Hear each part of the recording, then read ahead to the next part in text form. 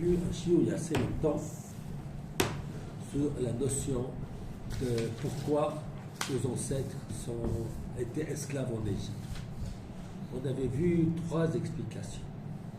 On avait vu l'explication du Ramban, que c'était parce que, comment est-ce qu'il s'appelle, qu'Abraham avait quitté Eretz Israël pour l'Égypte et qu'il avait dit de sa femme que c'est sa sœur, il aurait dû faire confiance en Dieu.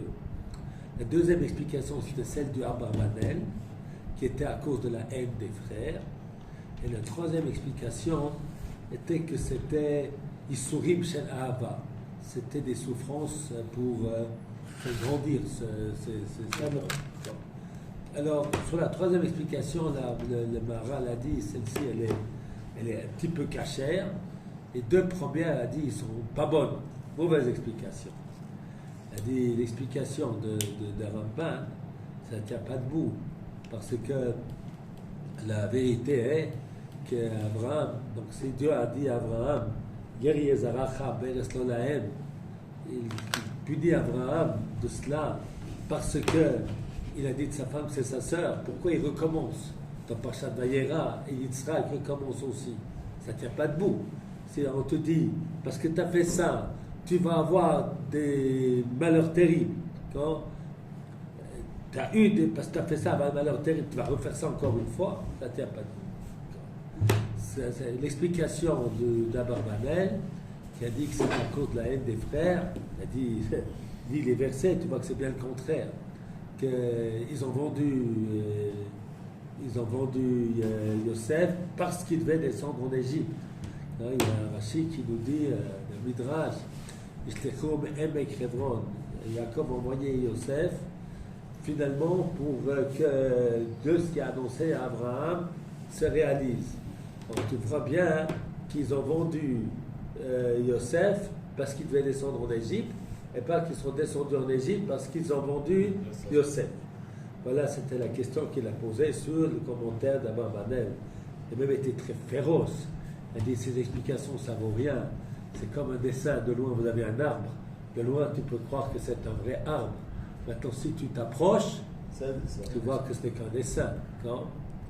La troisième explication, elle est un petit peu plus cachère. C'est un... Voilà. Mais c'est pas cachère non plus. Enfin, c'est pas juste non plus. Parce que si c'était des souffrances qui ont fait grandir ceux qui ont souffert, ça a un sens. Mais pas si c'est pour plus tard. Non?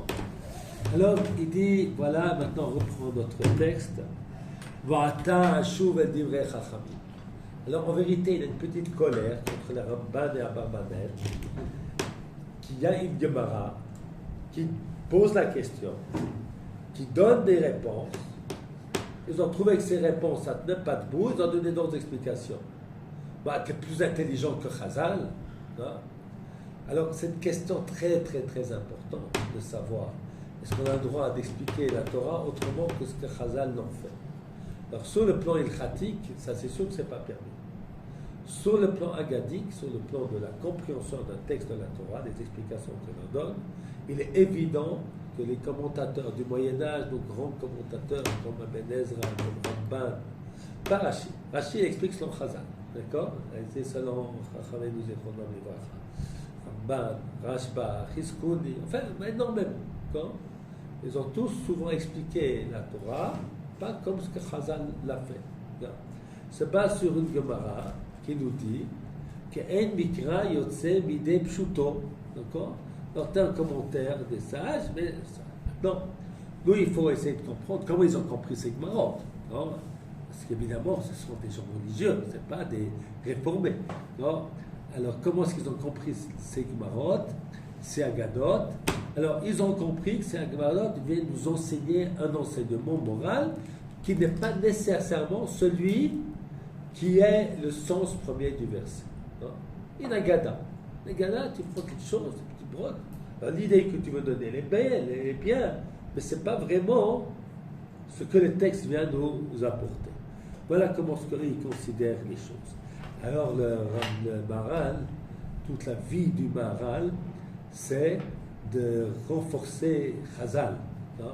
Il y a un livre entier qui s'appelle Be'er Agola, sept puits, ou les différentes raisons pourquoi on dit que les choses des Chachamim c'est pas bien, il vient renforcer. Donc tous les livres, aussi ce livre Gvurot Hashem, il vient apporter des paroles de nos Chazal et les expliquer, montrer comment les paroles de Chazal sont profondes et vraies. C'est le grand travail du Maharal. Dans mon commentaire personnel, les livres que j'écris sur Rashi, en fait, c'est aussi ce travail-là. Dans ces ouvrages-là, ce Mikvot Rashi, je ne donne pas d'explication autre que celle de Chazal. J'explique Chazal. Dans d'autres livres, comme le Shulchan Shabbat, ou comment ça s'appelle, Kolosh El Pasuk, c'est différent. Des explications parfois qui ne sont pas de Chazal, c'est pas contre Chazal, c'est de sortir un verset. Mais dans mon commentaire sur Rashi, effectivement, mon travail, c'est de montrer comment les paroles de Chazal sont belles et grandes. Maintenant, en vérité, moi, je vais vous dire qu'après qu'on va comprendre ce que le Maharal dit sur la notion de faute, il va faire un chidouche pour comprendre qu'est-ce que ça signifie la faute. Une fois qu'on aura compris ça, et on va accepter cela, on va comprendre aussi bien Ramban qu'Abarbanel. Moi, ce que je vais essayer de faire, c'est de faire le shalom. Moi, c'est Shaul David, c'est mon nom. C'est de mettre ensemble, montrer qu'il n'y a pas de... Voilà. Alors, bien qu'il est féroce, maintenant, finalement, il a donné la clé pour les comprendre. Pour les comprendre. Alors, maintenant, אשוב אל דברי חכמים הנאהבים והנעימים הברורים המיוסדים על אדני החוכמה. Alors, voilà, je vais revenir aux paroles de nos sages. בפרק 4 נדרים, donc dans le Sechet Nedarim, Amar Rabbi Abahu, on a fait ça la dernière fois, mais on va reprendre. מפני מה נענש אברהם אבינו ונשתבנו בניו 210 שנים, מפני שעשה הנגריה בתלמידי חכמים. שנאמר וירק חניכיו ילידי ביתו. Je crois qu'on peut éteindre le chauffage. Ça chauffe bien vite, rapidement. Voilà. וירק חניכיו, je me suis trompé de... C'est les lunettes pour voir l'eau. Voilà. מפני שעשה הנגריה בתלמידי חכמים, שנאמר וירק חניכיו ילידי ביתו. Parce que il a fait travailler les Talmidei Chachamim. L'explication du Montre Haredi, c'est il a pris ses élèves pour faire la guerre contre les rois. Ouais, tu as sorti des élèves du Yeshiva, il faut étudier la Torah. Ça, c'est la première explication, celle de Rabbi Abba. Shmuel Amar, là vous comprenez pourquoi les commentateurs, Ramban, etc., ils n'ont pas compris cette Gemara. Ils ont, après le Pshat, Abraham fait la guerre, lui-même il étudie aussi la Torah. D'accord? Puis pour sauver son frère, eh bien on arrête l'étude de la Torah. Pourquoi pas? D'accord? Alors c'est difficile à comprendre. D'accord?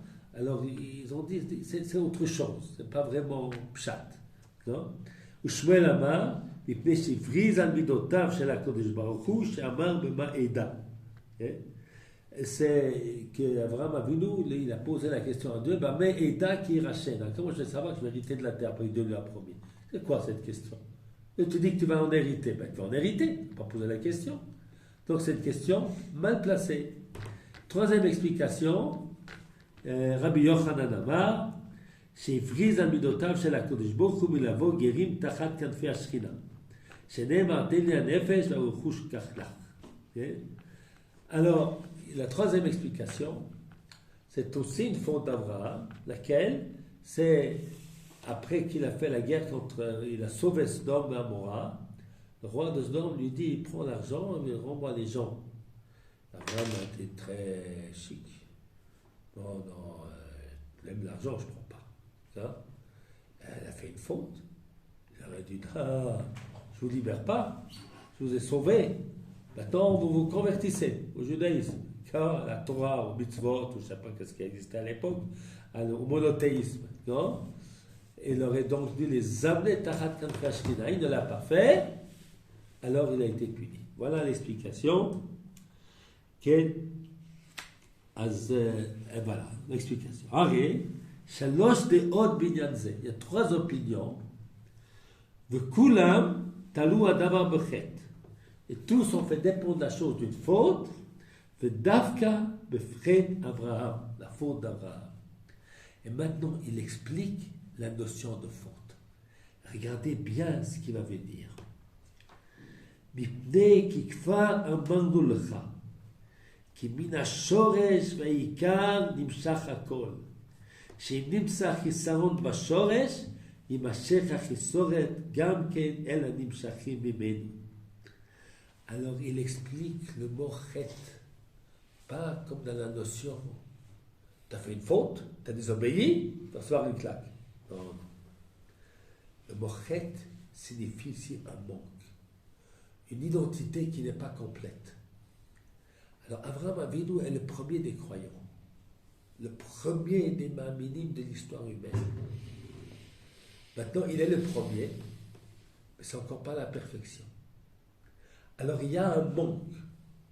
Et ce manque, si on ne fait pas quelque chose, dans ses enfants, dans sa descendance, dans les arrière-petits-enfants, ça va grandir. D'accord? Alors, il faut faire quelque chose pour que ça ne grandisse pas.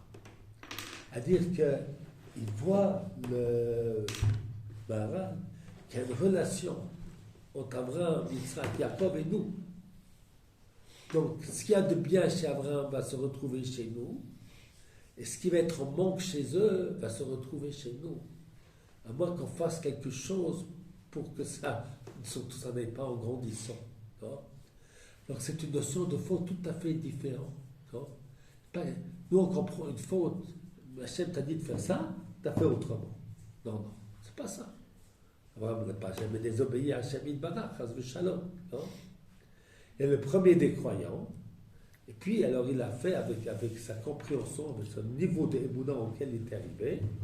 Il est arrivé qu'il fallait prendre ses élèves pour faire la guerre. Il avait compris que c'était une question, essayer de comprendre comment savoir qui va en hériter, c'est une question légitime. Et voilà, il n'a pas compris que non, ce n'est pas légitime. Toi, ta confiance doit être totale. Non? Et alors, si lui est dans le doute, comment nous, les autres générations, ne vont pas être dans le doute? Donc il faut qu'on fasse quelque chose pour ôter ce doute. Non? Alors voilà, ça c'est l'explication. Alors, vous allez voir qu'avec son comprend comme ça la notion de faute, comment ça va réhabiliter les commentaires du Ramban et du Abarbanel, mais ça on va faire tout après. Le fikar da'atam zal gamke qui me marie assez הקדוש ברוך הוא הראה הקדוש ברוך הוא לאברהם הכל כי הוא היה שורש הכל ואחרי נרמז בזה כל הגלויות לא גלות בלבד אלא אף שיבוט המלכויות. Dans ce chapitre 15 alors Abraham, c'est comme on lui annonce un petit peu les galouillotes. Pourquoi on lui annonce les galouillotes? Les galouillotes, c'est aussi pas parce qu'il a faute et punition, c'est parce qu'il y a un monde que les galouillotes vont au niveau de la nation devoir réparer. Fait. Maintenant on va sauver et expliquer pourquoi Abraham lui-même ça n'a pas été fait. Abraham, il est le premier croyant. Non? On ne peut pas faire de ce croyant-là un esclave. On ne peut pas faire que la racine d'Israël soit une racine souffrante, ou une racine faible, ou une racine qui n'est pas respectable. Non? Donc ça ne peut pas être chez Abraham Avinu. D'abord, ce n'est pas vraiment une faute. Et puis deuxièmement, ça ne peut pas être chez Abraham Avinu qui est le premier. D'accord? Il est le premier, l'extraordinaire. Okay? Voilà. Achav, on fait le troisième paragraphe. Le Tuchaloma, il donne encore plus d'explications pourquoi ça ne pouvait pas être Abraham Avinu, mais on va avancer. Le Tuchaloma, on fait le troisième paragraphe que je vous ai amené là. qu'Hashem Yitbarach הביא את זרע אברהם בגלות, מפני שלא היה אברהם מתחזק כל כך באמונה. Toutes les trois fautes, c'est des fautes de Emouna, une foi qui n'est pas complète. וכך הביא השם יתברך זרעו בגלות, כדי שיקנו האמונה. Il faut la descente en Égypte, c'est pour qu'on acquiert la Emouna, la foi en HaKadosh Baruch Hu, de le plan du peuple tout entier. וידעו כוח מעשיו שעושה לו עבר, גבורותיו אשר עושה לו אויביו. Et qu'on va prendre conscience comment Dieu aide ceux qui aiment Hachem et comment il punit ceux qui s'opposent à lui. Okay. ולפיכך סובר רבי אבאו, שנראה עם אברהם שלא היה בוטח בהשם לגמרי, שהרי עשה גריה בתלמידי חכמים, ולקחם למלחמה ביראתו. ואילו לקח הראו למלחמה, אין זה חטא, אין שולחים על הנס, אבל לקח תלמידי חכמים, מורה שהיה ירא, והיה לו לפתוח בו יתברך, ולא לקח למלחמה שאין ראו לקח. C'est sûr, dit-il, si tu vas en guerre, tu dois avoir des soldats, tu dois prendre des mercenaires, c'est certain. Attends, qui tu prends? Tu as pris des talmidei chachamim. Qu'est-ce qu'ils font toute la journée? Ils sont à la yeshiva toute la journée. Ils ne sont pas dans une yeshiva Tesder. Ils n'ont pas appris à se battre. Ils n'ont pas appris à se battre. Tu prends quoi? Tu prends des gens qui ne sont pas soldats. Alors c'est vrai qu'il ne faut pas s'appuyer sur le miracle. Alors, on ne s'appuie pas sur le miracle, on va payer des mercenaires, des soldats, des gens qui savent. Lorsque tu prends n'importe qui pour faire n'importe quoi, c'est que tu n'as pas confiance en Hachem Yitbarach. C'est-à-dire, c'est très important ce qu'il nous enseigne ici, le Maharal. On doit tous faire ishtadlut pour la parnassa, pour gagner sa vie. Faire quoi? Voilà, ishtadlut, comment on dit en français ishtadlut? Des efforts. On ne doit pas attendre que ça vienne d'Hachem. On ne s'appuie pas sur le miracle. Maintenant, alors où se trouve notre confiance en Hachem? Notre confiance en Hachem, elle se trouve dans le point qu'on fait ishtadlut, mais on n'en fait pas trop. On fait des efforts, mais on n'exagère pas. Par exemple, on va prendre l'exemple de Parnassa. On doit gagner sa vie. C'est sûr, donc il faut faire des efforts pour gagner sa vie. Il faut faire des études. Il faut apprendre un métier. C'est sûr, ça c'est nécessaire. Ensuite, il faut s'installer, il faut travailler. Maintenant, combien d'heures tu vas travailler? Tu peux travailler 7-8 heures par jour, avoir encore un peu de temps pour ta famille, pour étudier la Torah. Et puis tu peux travailler de 6 heures du matin jusqu'à minuit le soir, pour avoir encore et encore, peut-être que j'aurais pas assez. Alors là, tu as exagéré. Tu as exagéré, tu n'as pas confiance en Hachem. Tu n'as pas confiance en Hachem. C'est-à-dire, on doit faire des efforts, on ne doit pas en faire trop. Mais si tu ne travailles pas justement de 6 heures à minuit, tu perds ton travail.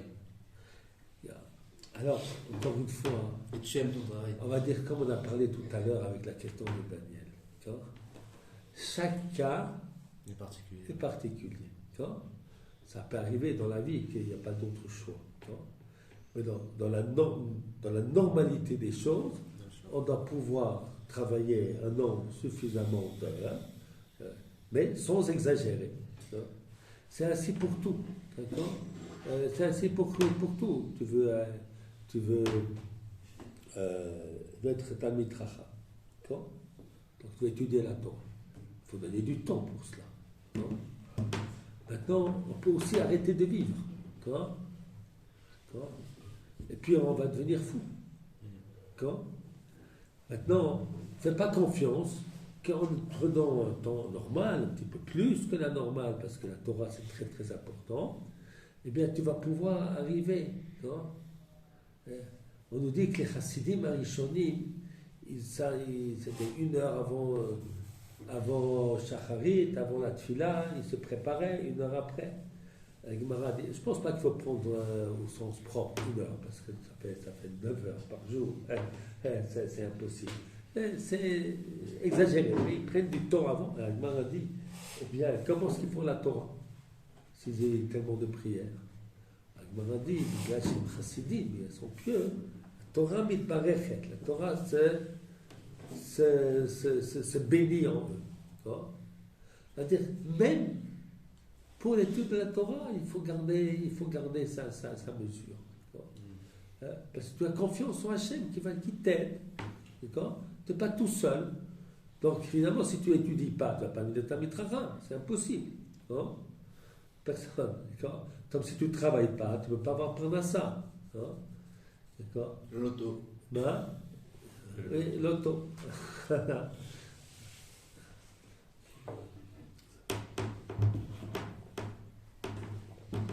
Ça, c'est l'enseignement de la première histoire. Donc, Abraham Avinu, puisqu'il a exagéré, qu'il a pris à la guerre ceux qui n'étaient pas aptes à faire la guerre, alors on est descendu en Égypte pour montrer comment lui peut nous sauver, etc. Sa force extraordinaire. Deuxième explication.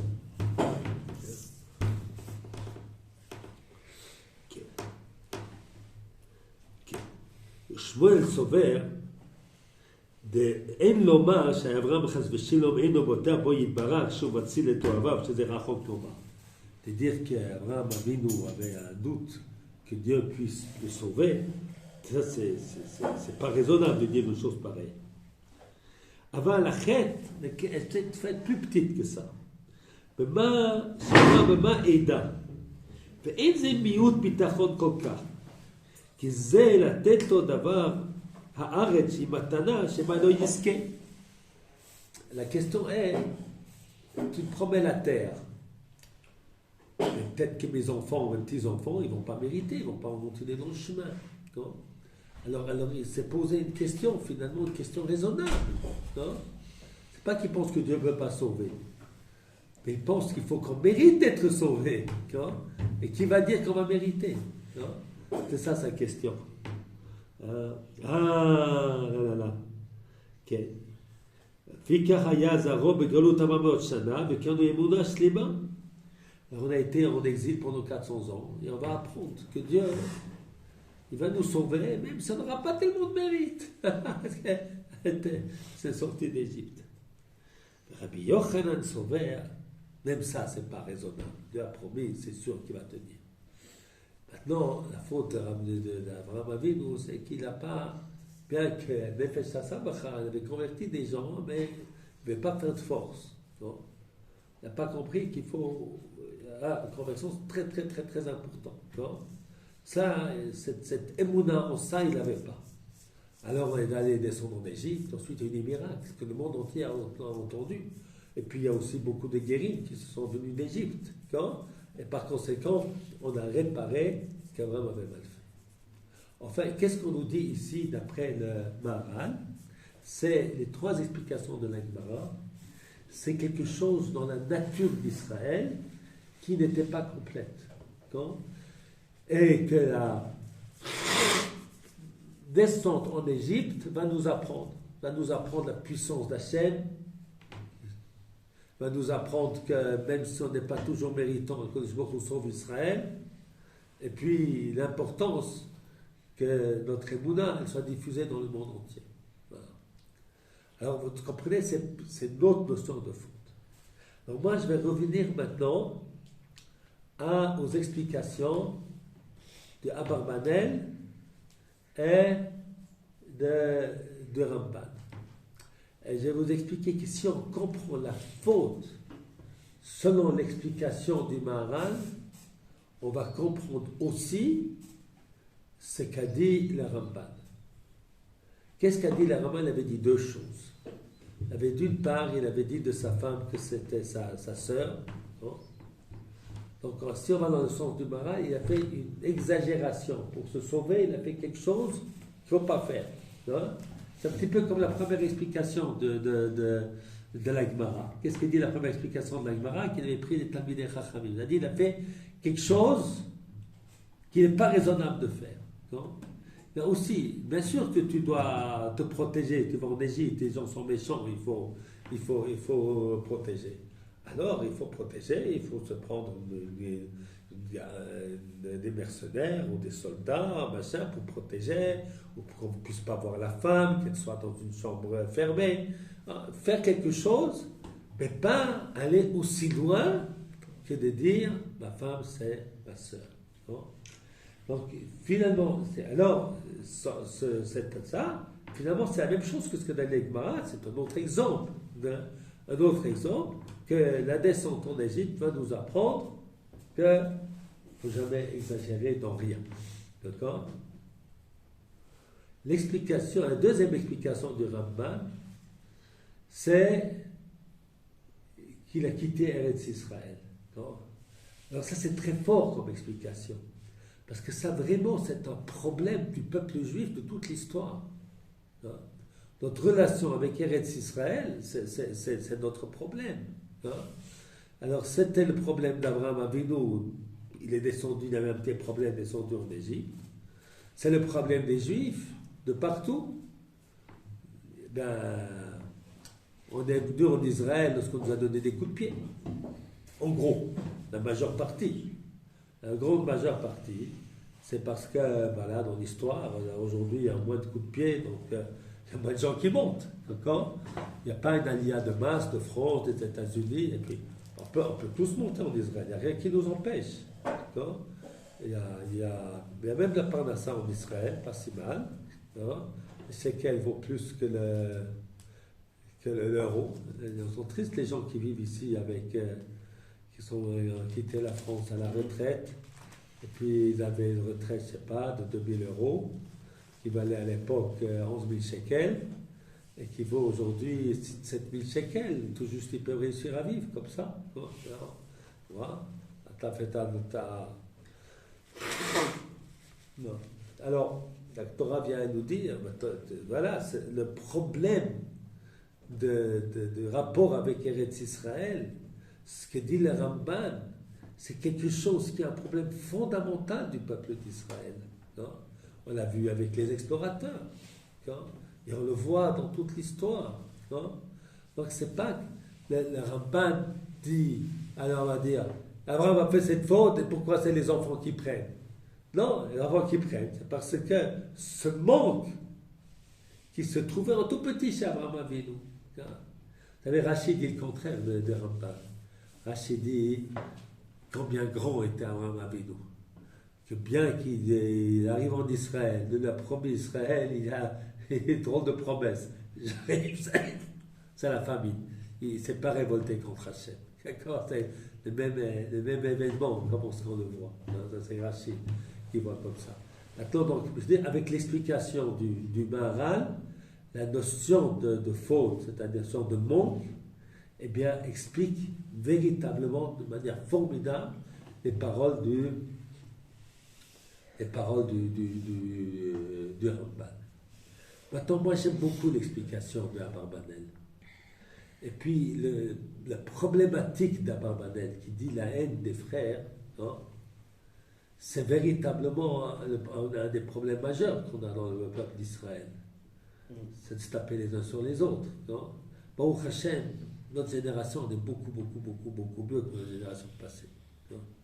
Beaucoup mieux. On fait surtout, on se parle, on se crie les uns sur les autres. Baïd Rishon et Baïd Sheni, on s'assassinait parce qu'on n'était pas d'accord. Donc on a fait beaucoup de progrès. Mais on ne peut pas dire que ce n'est pas ça le problème. C'est le vrai problème du peuple d'Israël. Le problème des 12 tribus. Ensuite, ça va être le schisme après la mort de Shlomo. Donc c'est une division qui, voilà. Alors le Galout, eh bien, qu'est-ce qu'il explique là-bas, Manel? En Galout, on apprend qu'on est tous des Juifs, on est tous solidaires et que les Goyim ne font pas de différence entre les uns et les autres. Ni si t'es Haredi, ni si t'es Dati Loumi, ni si t'es Chiloni. Ils ne font pas de différence. Alors on apprend, avec les Galout, on apprend l'unité. Alors d'un côté, c'est très beau ce qu'il dit le Maharal, qu'on est descendu en Égypte, on a vendu Yosef parce qu'il fallait descendre en Égypte. Mais c'est complètement immoral de dire une chose pareille. Non? C'est très dangereux de dire ça. C'est de dire, ça veut dire, ça irresponsabilise les hommes. Je ne pense pas qu'il veut aller si loin, le Maharal. Mais si tu prends les choses telles quelles, cette phrase qui dit, on a vu ça dans les shows d'avant, c'est le contraire. C'est pas qu'ils sont descendus en Égypte parce qu'il y avait la haine, mais ils ont vendu Yosef parce qu'il fallait qu'ils descendent en Égypte. Dieu nous a donné l'ordre de faire ce péché terrible.